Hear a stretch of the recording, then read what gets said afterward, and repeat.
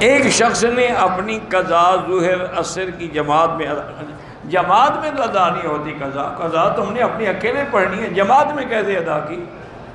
جماعت میں وہی نماز پڑھو گے تم قضا پڑھو گے؟ عجیب عقل ہے بھائی۔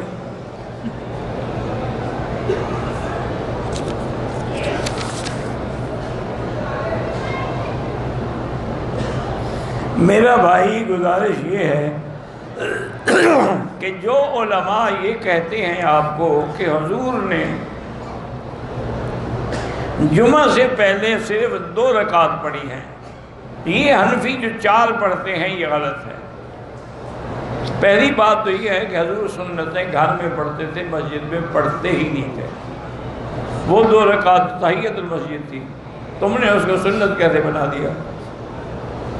آپ نے تو ہمیشہ نماز اپنے گھر میں پڑھی ہے سنتیں۔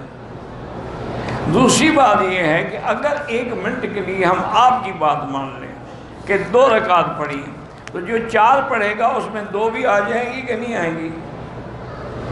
لیکن جو 2 پڑھے گا تو 4 والی حدیث کہاں جائے گی؟ لہذا ایسا عمل کیوں نہ کرو جس پہ ساری حدیثوں پہ عمل ہو جائے۔ اب دیکھو نا، ایک آدمی 20 رکعت تراویح پڑھتا ہے تو 8 بھی تو آ گئیں، 11 بھی آ گئیں، 13 بھی آ گئیں، اور ایک آدمی صرف 8 پڑھتا ہے تو باقی حدیثیں کہاں گئیں؟ اس لیے ٹھنڈے دل سے سوچا کرو۔ امام ابو حنیفہ رحمۃ اللہ علیہ ہمیشہ بڑا جامع قول لیتے ہیں، اور ایسا قول لیتے ہیں جس پہ حضور پاک کی ساری حدیثوں پہ عمل ہو جائے۔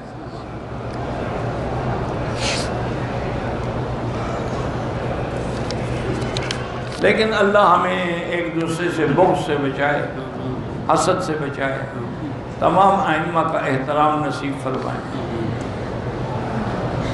بھئی ہم ہمیشہ دعا کرتے ہیں اعظم خان کی خالہ کے لیے اللہ شفا دے۔ اگر کسی عورت نے خیانت کی اور اس نے زنا کیا ہے تو اب خامد کیا کرے؟ یا وہ توبہ کرے، توبہ نہیں کرتا طلاق دے دے، باقی اس کو مارنے کا حکم شریعت میں حاکم کو ہے، تمہیں نہیں ہے۔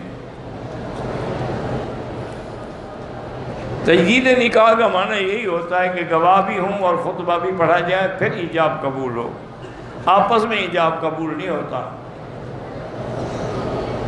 بہرحال تبلیغی جماعت میں چلتے ہوئے جو نماز پڑھو اس کا ثواب زیادہ ہوتا ہے، چونکہ وہ اللہ کے دین کے لیے سفر میں ہیں۔